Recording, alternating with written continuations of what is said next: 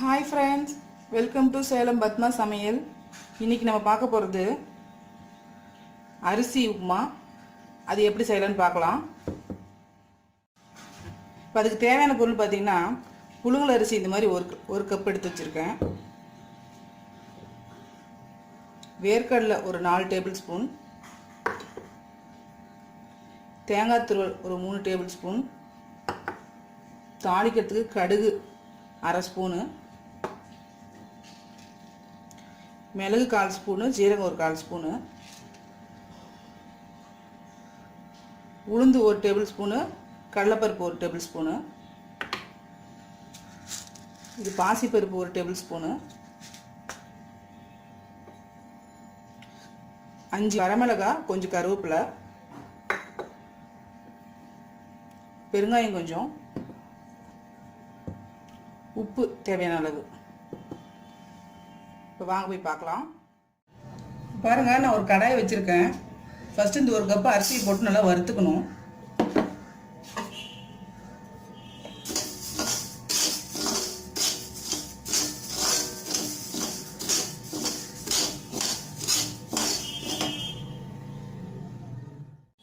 பாருங்கள், இந்த அளவுக்கு வறுப்பட்டதுக்கப்புறம் இந்த பாசிப்பருப்பு போட்டுக்கலாம்.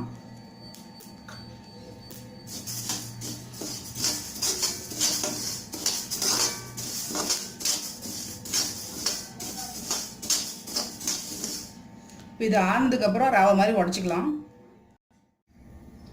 பாருங்கள், கடாயை வச்சுருக்கேன். ஒரு 3 டீஸ்பூன் ஆயில் ஊற்றிக்கலாம்.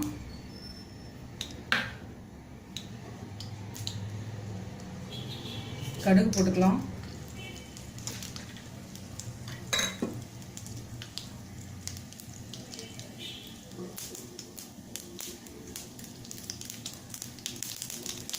இந்த கடலைப்பருப்பு உளுத்தம்பருப்பு போட்டுக்கலாம்.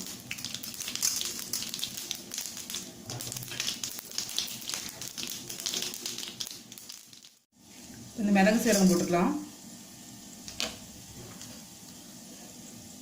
இந்த வேர்க்கடலையும் போட்டுக்கலாம்.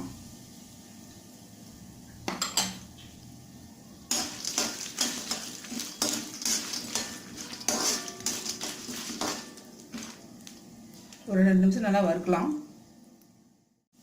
இப்போ இந்த காஞ்ச மிளகாயும் கருவேப்பிலையும் போட்டுக்கலாம். பெருங்காயம் போட்டுக்கலாம்.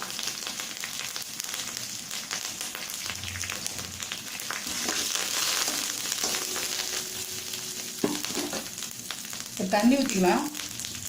பார்த்திங்கன்னா, நான் இந்த கப்பில் வந்து ஒரு கப்பு அரிசி எடுத்துருக்கேன். 3 கப்பு தண்ணி ஊற்றணும்.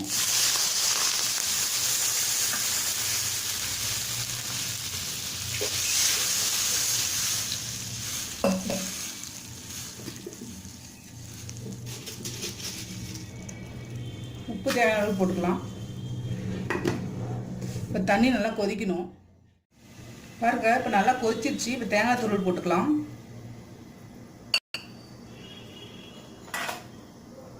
இந்த உடைச்ச அரிசி ரவையை இதில் போட்டுக்கலாம்.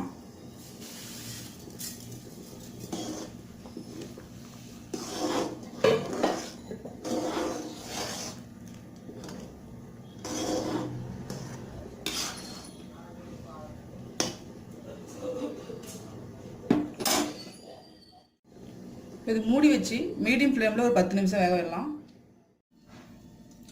10 நிமிஷம் ஆயிடுச்சு. ஓப்பன் பண்ணி பார்க்கலாம்.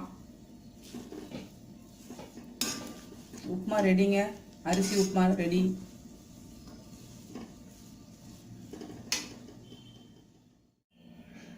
பாருங்க, நம்ம செஞ்ச அரிசி உப்புமா ரெடிங்க.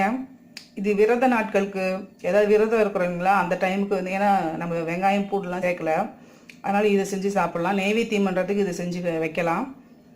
நல்லா டேஸ்ட்டாக இருக்குங்க. இது லஞ்ச் பாக்ஸ் கூட குழந்தைங்களுக்கு போட்டு தரலாம். இது பிடிச்சிருந்தா மறக்காமல் சப்ஸ்கிரைப் பண்ணுங்கள்.